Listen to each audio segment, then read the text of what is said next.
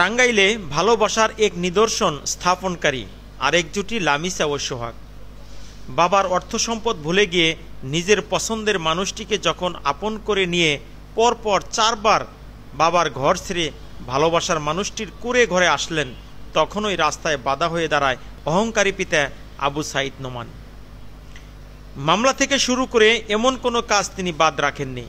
মেয়ের চাওয়াটাকে তিনি অর্থের মোহে পড়ে ভুলে গেছেন। সেই মুহূর্তে মিডিয়া যখন অসহায় সোহাগ ও লামিসার পাশে দাঁড়িয়েছে, সাথে দাঁড়িয়েছে দেশের কোটি কোটি মানুষ। প্রবাসীরা বিভিন্নভাবে সহযোগিতার আশ্বাস দিয়ে যাচ্ছেন।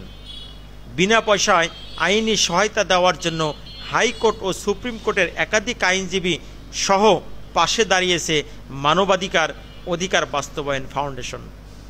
৩রা নভেম্বর ২০২৫ সোমবার ঢাকা থেকে মানবাধিকার অধিকার বাস্তবায়ন ফাউন্ডেশনের একটি টিম টাঙ্গাইল আসে।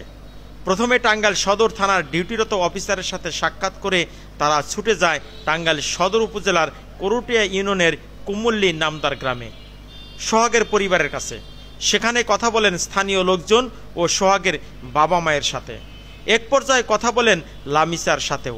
সকলের কথা শুনে তারা বলেন, এটা জামিনযোগ্য একটা মামলা, জামিনযোগ্য একটা ধারা, কিন্তু এটা ধর্ষণ নামে চালিয়ে দিয়েছে। এটা আসলে আদৌ কিন্তু উচিত হয়নি। কারণ এর লামিয়ার বয়স কিন্তু মেডিকেল সার্টিফিকেট অনুযায়ী কিন্তু 18 বছর, আর তার বয়স চাকরি বাকরির জন্য তার জন্ম নিবন্ধনে বানিয়েছে 15 বছর। এই জন্য তার বাবা এই সুযোগটা পেয়েছে। আসলে কিন্তু তা না, আসলে তার বয়স মেডিকেলে 18 বছর, যার জন্য তারা স্বামী স্ত্রী, এখানে ধর্ষণ হয়নি।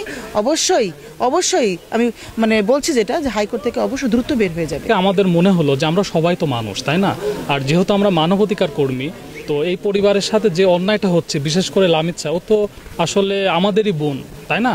ও যেভাবে কান্নাকাটি করে বা ও যেভাবে ওর ভালোবাসা মানুষকে ফিরে পেতে চায়, তো আমরা আসলে এতটুকুই চাই যে আমাদের মাধ্যমে যেন লামিসা আর সোহাগ ওদের যেন ন্যায্য অধিকারটা ফিরে পায়। আর ওদের অধিকারটা ফিরে পেতে আমাদের যত প্রকার আইনি সহযোগিতা দিতে হয় আমরা অবশ্যই দিব।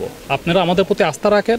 আর আইনি সহযোগিতার ক্ষেত্রে যত প্রকার খরচ লাগবে সব কিছু এভরিথিং খরচ আমরা মানবাধিকার অধিকার বাস্তবায়ন ফাউন্ডেশনের পক্ষ থেকে আপনার এটা বিয়ার করব। কাউকে কোনো প্রকার কোনো খরচ আমাদেরকে দিতে হবে না।